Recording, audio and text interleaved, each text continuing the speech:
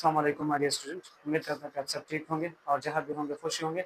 तो आज जो हम पढ़ने जा रहे हैं वो है anomalous behaviour of water and this is the last lecture 05 हमारे चैप्टर नंबर 4 का, जो कि लिक्विड स्टेट है, और क्लास 11 का अकॉर्डिंग टू आवर एमडीके 2025 सिलेबस के मुताबिक ये हमारी क्लास 11 के चैप्टर नंबर 4 लिक्विड स्टेट से लेक्चर 05 और ये हमारा लास्ट लेक्चर है इस चैप्टर का, जिसमें हम एनॉमलस बिहेवियर ऑफ वाटर पढ़ेंगे। और इससे पहले वाले लेक्चर में मैं आपको बता दूं, ये लेक्चर 04 में, इसी ही चैप्टर के लेक्चर 04 में हम पढ़ चुके operation vapour special and boiling point. तो आप लोग अगर चाहे तो वो लेक्चर 04 भी देख सकते हैं। तो हम डिस्कस करते हैं कि एनॉमलस बिहेवियर ऑफ वाटर क्या होता है। एनॉमलस कहते हैं unusual behaviour of water. Unusual behaviour of water मतलब यहाँ पर आप लोग दो बातें कर सकते हैं। एक तो ये बात कर सकते हैं कि Y water shows maximum density at 4 degree centigrade. Liquid जो है वो 4 डिग्री सेंटीग्रेड पर टेम्परेचर, यानी 4 डिग्री सेंटीग्रेड टेम्परेचर पर अगर हम यहाँ कह दें इससे राइट में जाए तो टेम्परेचर क्या हो रहा है, इंक्रीज हो रहा है। टेम्परेचर क्या होता है, इंक्रीज होता है इधर। और अगर लेफ्ट में जाए तो इधर टेम्परेचर क्या होता है, डिक्रीज होता है। तो 4 डिग्री सेंटीग्रेड पर हमारे पास वाटर की डेंसिटी क्या होती है, सबसे ज्यादा होती है। 4 डिग्री सेंटीग्रेड से जब हम आगे की तरफ जाते हैं तो हमारा टेम्परेचर इंक्रीज होता है, और टेम्परेचर इंक्रीज के साथ हमारी डेंसिटी क्या होती है, वो डिक्रीज कर जाती है। 4 डिग्री सेंटीग्रेड से इधर भी जाते हुए हमारे पास डेंसिटी क्या कर जाती है, डिक्रीज कर जाती है। यानी Y water shows maximum density at 4 degree centigrade while its density decreases above and below 4 degree centigrade. ये वाला सेंटेंस भी आप लोग ऐड कर सकते हैं इस क्वेश्चन के साथ, कि why water shows maximum density at 4 degree centigrade while its density decreases above and below 4 degree centigrade. ये क्यों होता है? और यहाँ से एक क्वेश्चन है ये भी क्रिएट होता है, एक क्वेश्चन ये है, एक क्वेश्चन ये भी क्रिएट होता है कि why ice floats on the surface of water. तो वाटर में कुछ अजीब सा फिनोमेना हो रहा है, एनॉमलस बिहेवियर वाटर शो कर रहा है। वो ये कि वाटर का जो आइस होता है वो क्या होता है, सॉलिड होता है। आपको पता है आइस क्या होते हैं, आइस हमारे पास सॉलिड में स्टेट में होते हैं। और आपको पता है कि सॉलिड की जो डेंसिटी होती है वो लिक्विड से क्या होती है, ज्यादा होती है। लेकिन वाटर में जो आइस है, यानी वाटर का जो सॉलिड स्टेट है, उसकी डेंसिटी वाटर के लिक्विड स्टेट से क्या होती है, कम होती है। और ये क्यों होता है? आपको पता है व्हाट इज डेंसिटी? डेंसिटी क्या होती है हमारे पास, व्हाट इज डेंसिटी? इसको हम इस तरह डिफाइन करते हैं कि मास पर unit volume is called density. Let suppose हमारे पास ये एक कंटेनर है और यहाँ पर हमारे पास इतने मॉलिक्यूल्स मौजूद हैं इस कंटेनर में। लेट सपोज मैं कहता हूँ ये 1 cm³ वॉल्यूम है, यूनिट वॉल्यूम है 1 cm³, और यहाँ पर 5 मॉलिक्यूल है। लेट सपोज के हर मॉलिक्यूल का मास जो है वो 1 ग्राम है। तो यहाँ पर 5 ग्राम और 1 cm³ वॉल्यूम हो गया। और यहाँ सेम कंटेनर में लेता हूँ, इसका बी वॉल्यूम कितना है, 1 cm³ है। इसका बी वॉल्यूम कितना है, 1 cm³। और मैं कहता हूँ कि यहाँ पर जो पार्टिकल हैं वो कितने हैं, यही 1 2 3 4 5 6 7 8 9 10, यानी यहाँ पर 10 मॉलिक्यूल आ गए 1 cm³ वॉल्यूम में। और हर पार्टिकल का जो मास है वो कितना है, 1 ग्राम है। तो यहाँ मास कितना हो गया, 10 ग्राम, यहाँ 1 ग्राम। तो मास पर यूनिट वॉल्यूम इसका ज्यादा है, या मास पर यूनिट वॉल्यूम इसका ज्यादा है। मैं अगर इसको कंटेनर नंबर 1 कहता हूँ, इसको कंटेनर नंबर 2 कहता हूँ, तो मैं कह सकता हूँ कि density of container of the particles present in container number 2 is greater from the density of a particles present in container number 1। Clear है? तो ये हो गई हमारे पास डेंसिटी। अब हम बात करते हैं, पहले इस क्वेश्चन का आंसर देते हैं, फिर ये वाला आंसर हम देते हैं कि why water shows maximum density at 4 degree centigrade. और ये दोनों क्वेश्चन हमारा क्या है, एनॉमलस बिहेवियर ऑफ वाटर को एक्सप्लेन करता है। एक तो ये कि हमारे पास लिक्विड को जब हम हीट करते हैं तो लिक्विड में क्या आ जाता है, एक्सपेंशन आ जाता है। लिक्विड के मॉलिक्यूल एक दूसरे से दूर जाते हैं। जब वो एक दूसरे से दूर जाते हैं तो बीच में काफी ज्यादा स्पेस आ जाता है, और स्पेस आने की वजह से हमारे पास मास पर यूनिट वॉल्यूम डिक्रीज हो जाता है, यानी डेंसिटी डिक्रीज होनी चाहिए। हमारे पास हीट देने की वजह से लिक्विड को जब भी हम हीट देते तो इनकी डेंसिटी डिक्रीज कर दी है। लेकिन हमारा अच्छा, और जब भी हीट कम करते हैं तो कंप्रेशन होता है, मॉलिक्यूल्स एक दूसरे के क्लोज आते हैं, तो एम्प्टी स्पेस खत्म हो जाता है और हमारी डेंसिटी इंक्रीज कर जाती है, मास पर यूनिट वॉल्यूम इंक्रीज कर जाता है, तो इस वजह से डेंसिटी इंक्रीज कर जाती है। लेकिन वाटर में क्या है कि हम टेम्परेचर जो बढ़ाते हैं तो 0 डिग्री सेंटीग्रेड तक हमारे पास 0 डिग्री यानी इधर से जब हम 0 डिग्री सेंटीग्रेड से -2 से -3 से हम इधर आते हैं, इंक्रीज करते हैं टेम्परेचर, तो 4 डिग्री सेंटीग्रेड तक भी हमारे पास डेंसिटी इंक्रीज कर जाती है। तो 4 डिग्री सेंटीग्रेड तक आते हैं हमारे पास डेंसिटी इंक्रीज कर जाती है, लेकिन 4 डिग्री सेंटीग्रेड से आगे जाते हुए हमारे पास डेंसिटी फिर से डिक्रीज कर जाती है। इधर से आते हुए 4 डिग्री सेंटीग्रेड तक जब हम टेम्परेचर को इंक्रीज करते हैं तो वो डेंसिटी इंक्रीज करती है 4 डिग्री सेंटीग्रेड तक, लेकिन 4 डिग्री सेंटीग्रेड से आगे जाते हुए हमारे पास डेंसिटी फिर से क्या कर जाती है, डिक्रीज करना शुरू हो जाती है। होना तो ऐसे चाहिए था कि स्टार्ट से यानी 0 से लेकर 4 डिग्री सेंटीग्रेड तक भी हमारे पास डेंसिटी डिक्रीज करती और 4 डिग्री सेंटीग्रेड से आगे भी हमारे पास डेंसिटी डिक्रीज करती, लेकिन ऐसा नहीं है। 0 से लेकर 4 डिग्री सेंटीग्रेड तक हमारे पास डेंसिटी इंक्रीज करती है, जबकि 4 डिग्री सेंटीग्रेड से आगे जाते हुए हमारे पास डेंसिटी क्या करती है, डिक्रीज करती है। इसी तरह ऊपर से आते हुए हमारे पास 4 डिग्री सेंटीग्रेड तक का डेंसिटी इंक्रीज करती है और 4 डिग्री सेंटीग्रेड से नीचे यानी 0 डिग्री सेंटीग्रेड तक जाते हुए हमारे पास डेंसिटी फिर से क्या कर जाती है, डिक्रीज करती है। So this is an unusual behaviour of water. इसी तरह हर स्टेट का जो सॉलिड स्टेट होता है, हर मेटल का जो सॉलिड स्टेट होता है, उसकी डेंसिटी उसकी लिक्विड स्टेट से या उसकी गैसियस स्टेट से क्या होती है, ज्यादा होती है। जबकि हमारे पास वाटर का जो सॉलिड स्टेट है इसकी डेंसिटी हमारे पास इसकी लिक्विड स्टेट से क्या होती है, कम होती है। और ऐसा क्यों है? आपको पता है कि हमारे पास वाटर जो है, water is a polar molecule. Water क्या है? एक पोलर मॉलिक्यूल है। अगर हम देख ले तो यहाँ पर ये देख ले, ये वाटर की पोलैरिटी मैं आपको शो कर दूं। हाइड्रोजन के ऊपर पार्शियल पॉजिटिव, ऑक्सीजन के ऊपर पार्शियल नेगेटिव और इस हाइड्रोजन के ऊपर भी पार्शियल पॉजिटिव चार्ज हमें दिखाई दे रहा है। तो दिस इज अ डाइपोल, यानी ये एक पोलर मॉलिक्यूल है। डाइपोल है, आप लोग ये ना देखें कि सर 3 पोल्स है, नहीं, एक पोल जो है वो पॉजिटिव है और एक पोल जो है वो negative. So this is a dipole. Clear है? ये एक डाइपोल मॉलिक्यूल है, ये पोलर मॉलिक्यूल आप कह सकते हैं। इसी तरह हमारे पास एक और वाटर का मॉलिक्यूल हो जाता है, इसके ऊपर पार्शियल नेगेटिव, इसके ऊपर पार्शियल पॉजिटिव, और इन दोनों के बीच फोर्स ऑफ अट्रैक्शन जिसको इंटरमॉलिक्यूलर फोर्स कहते हैं, और इस इंटरमॉलिक्यूलर फोर्स को हम क्या कहते हैं, हाइड्रोजन बॉन्ड। अब जब हम क्या करते हैं, 4 डिग्री सेंटीग्रेड टेम्परेचर से नीचे की तरफ जाते हैं तो हमारे पास आइस की फॉर्मेशन शुरू हो जाती है। किसकी फॉर्मेशन शुरू हो जाती है? आइस की। और आइस की फॉर्मेशन कुछ इस तरह हो जाती है, आपको पता है कि एक वाटर का मॉलिक्यूल मजीद चार वाटर के मॉलिक्यूल के साथ क्या बना सकता है, हाइड्रोजन बॉन्ड बना सकता है। तो यहाँ पर मैं एक हाइड्रोजन यानी आइस का जो स्ट्रक्चर है वो बनाने की कोशिश करता हूँ कि आइस में जब मॉलिक्यूल अरेंज होते हैं तो वो किस तरह दिखाई देते हैं। ये हो गए हमारे पास एक ऑक्सीजन का मॉलिक्यूल एटम, और ये दूसरा ऑक्सीजन का एटम, और ये तीसरा ऑक्सीजन का एटम, और ये चौथे ऑक्सीजन का एटम। अब जरा देख लें, इस ऑक्सीजन का एक हाइड्रोजन इधर की तरफ है और एक का हाइड्रोजन इस वाटर का इधर है। इस ऑक्सीजन का एक हाइड्रोजन इधर है और एक हाइड्रोजन इसका इधर है। इसी तरह इस ऑक्सीजन का एक हाइड्रोजन इधर आ चुका है और एक हाइड्रोजन ये है। इसी तरह इस ऑक्सीजन का एक हाइड्रोजन इधर आ चुका है और एक हाइड्रोजन इसका ये है। इसके ऊपर पार्शियल पॉजिटिव, इसके ऊपर पार्शियल नेगेटिव, इसके ऊपर पार्शियल नेगेटिव, इसके ऊपर पार्शियल पॉजिटिव, इसके ऊपर पार्शियल नेगेटिव, इसके ऊपर पार्शियल पॉजिटिव, इसके ऊपर पार्शियल नेगेटिव और इसके ऊपर पार्शियल पॉजिटिव। अब जरा देख ले इनके बीच क्या होगा, हाइड्रोजन बॉन्ड क्रिएट होगा। इसी तरह इनके बीच भी हाइड्रोजन बॉन्ड क्रिएट होगा।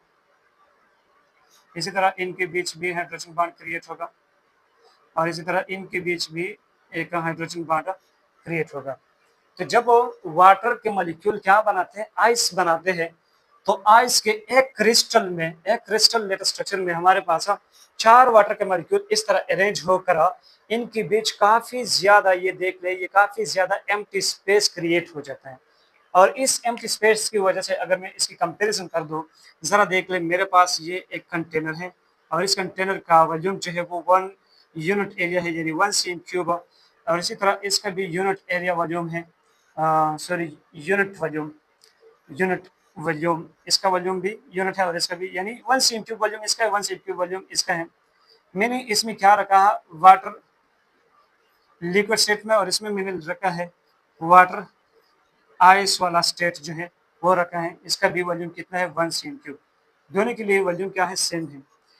लेकिन इसमें जब आइस हम रखेंगे तो आइस का जरा देख ले, आइस के मॉलिक्यूलर का स्ट्रक्चर इस तरह होता है, आइस में एक क्रिस्टल जैसा स्ट्रक्चर इस तरह बन जाता है, फिर दूसरा इसी तरह,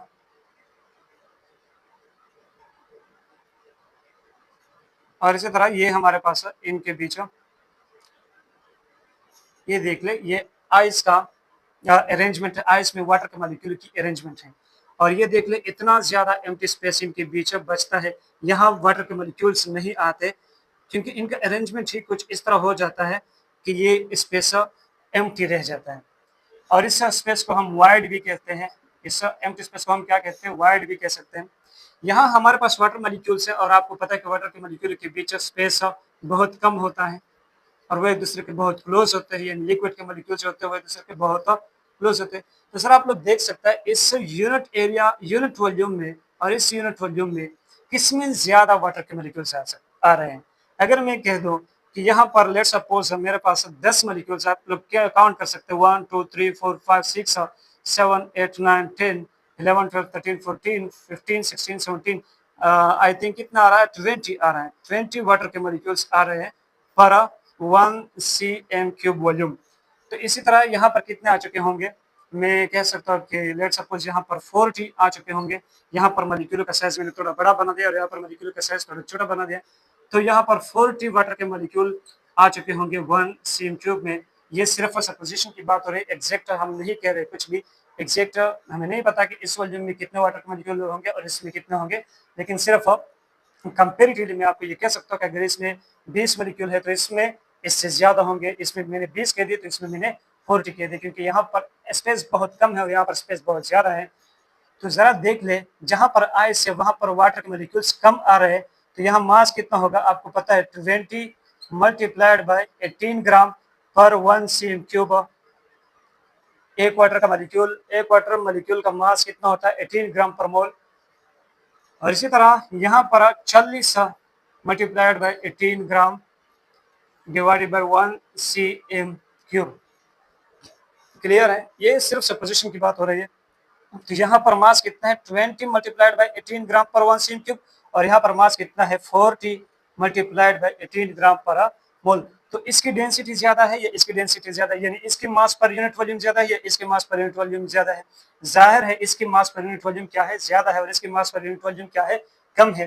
तो इसकी डेंसिटी ज्यादा है और इसकी डेंसिटी कम है, तो जिसकी डेंसिटी कम होगी वो ऊपर होगा, जिसकी डेंसिटी ज्यादा होगी वो नीचे होगा। इसलिए तो हमारे पास जब हम किसी यानी कंटेनर में जब हमारे पास वाटर होती है और इसमें हम वाटर के पीसेस डालते हैं, सॉरी आइस के पीसेस डालते हैं, तो वो ऊपर क्या करती है फ्लोट करती है, क्योंकि उसकी डेंसिटी वाटर से क्या होती है कम होती है। So why ice floats on the surface of water का आंसर क्या हो जाएगा, because in ice in ice the molecules of water arrange in such a way that it creates a large empty space. This large empty space become the reason for a lesser density of ice than its liquid state. यानी हमारे पास जो ice में large empty space create हो जाता है, वो large empty space reason बन जाता है आइस के डेंसिटी के डिक्रीज का, देना वाटर के डेंसिटी से। क्लियर है, और फिर चूंकि आइस की डेंसिटी वाटर की डेंसिटी से क्या हो जाती है कम हो जाती है, that's why ice floats on the surface of water. तो आप इस क्वेश्चन का आंसर तो इस तरह दे सकते हैं, अपनी अल्फाज में आप अरेंज करके और फिर उर्दू में कन्वर्ट करके और फिर इंग्लिश में कन्वर्ट करके आप लोग अपने लिए नोट्स बना दे। मैंने आपको कंसेप्ट समझाना था और इंशाल्लाह मैं उम्मीद करता हूँ कि आपकी जहन में कंसेप्ट आ चुका होगा। अब मैं इस तरफ को मिटाने वाला हूँ, इसी तरह मैं इसको भी मिटा दूं।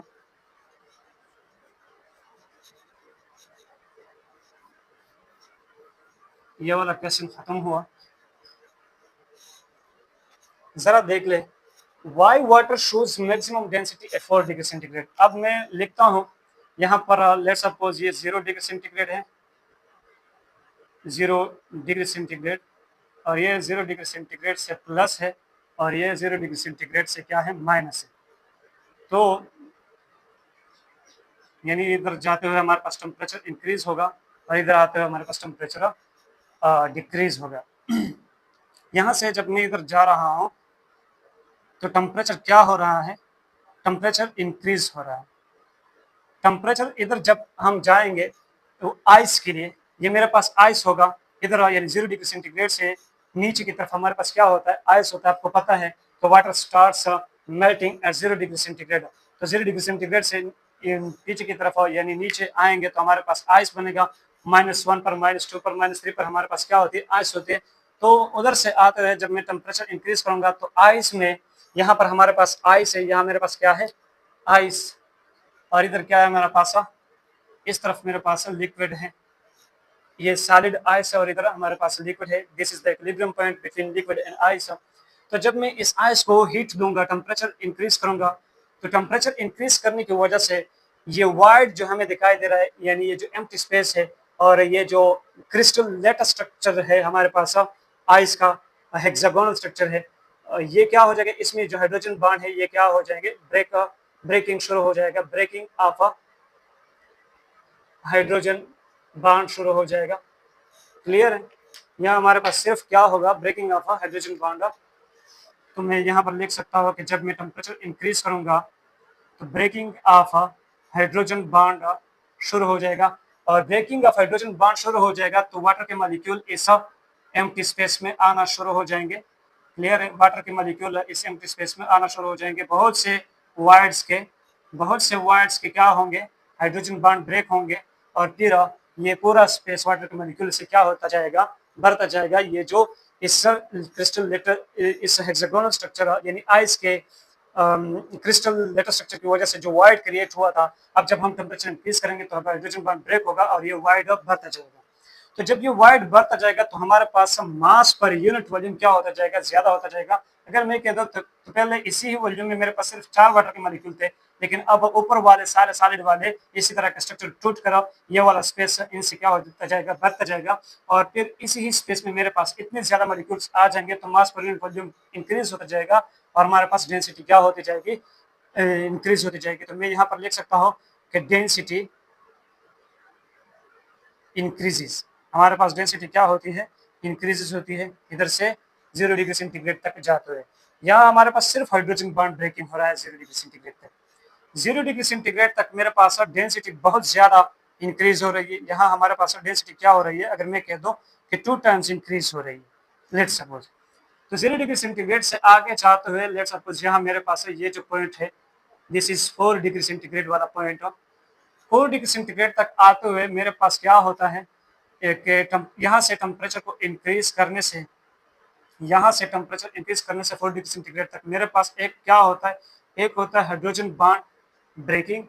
एक तो हाइड्रोजन बॉन्ड ब्रेकिंग होता है, और आपको पता है हाइड्रोजन बॉन्ड ब्रेकिंग की वजह से मेरे पास डेंसिटी क्या होती है, इंक्रीज होती है।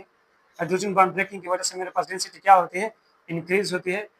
और दूसरा क्या होगा, क्योंकि यहाँ अब हमारे पास लिक्विड बन चुकी है, तो लिक्विड के मॉलिक्यूल्स किस तरह होते हैं, इसी तरह आपको पता है कि लिक्विड के मॉलिक्यूल्स इस तरह होते हैं। और इससे पहले वाले लेक्चर में मैंने आपको एक्सपेंशन के बारे में पढ़ाया था कि एक्सपेंशन क्या होता है, the increasing change in volume by giving heat to liquid is called liquid. या सॉलिड को जब हम टेम्परेचर देते हैं तो इनके मॉलिक्यूल एक दूसरे से दूर जाते हैं, ज्यादा काइनेटिक एनर्जी गेन करते हुए दूसरे से दूर जाते हैं, तो वो क्या कर जाते हैं, एक्सपेंड कर जाते हैं। एक्सपेंशन होता है तो मॉलिक्यूल जब एक दूसरे से दूर जाएंगे तो इनके बीच एम्प्टी स्पेस आ जाएगा, और जब भी दो मॉलिक्यूल के बीच एम्प्टी स्पेस आएगा तो डेंसिटी डिक्रीज होगी। जितना एम्प्टी स्पेस होगा उतना ही ज्यादा हमारे पास डेंसिटी डिक्रीज होगी।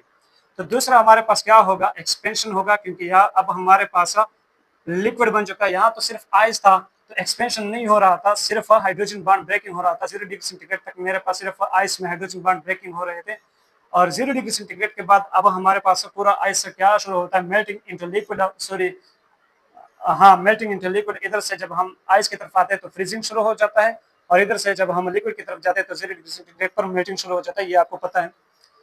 तो 0 डिग्री सेंटीग्रेड से 4 डिग्री सेंटीग्रेड तक जाते हुए हमारे पास हाइड्रोजन बॉन्ड ब्रेकिंग भी होता है, एक्सपेंशन भी होता है। एक्सपेंशन लिक्विड के मॉलिक्यूल में होता है, और हाइड्रोजन बॉन्ड ब्रेकिंग यह हमारे पास थोड़ा सा करेक्टर आइस का पड़ा होता है, यानी यहाँ पर थोड़ा बहुत आइस भी होता है, और इन आइस में हमारे पास हाइड्रोजन बॉन्ड ब्रेकिंग भी साथ साथ में होती है।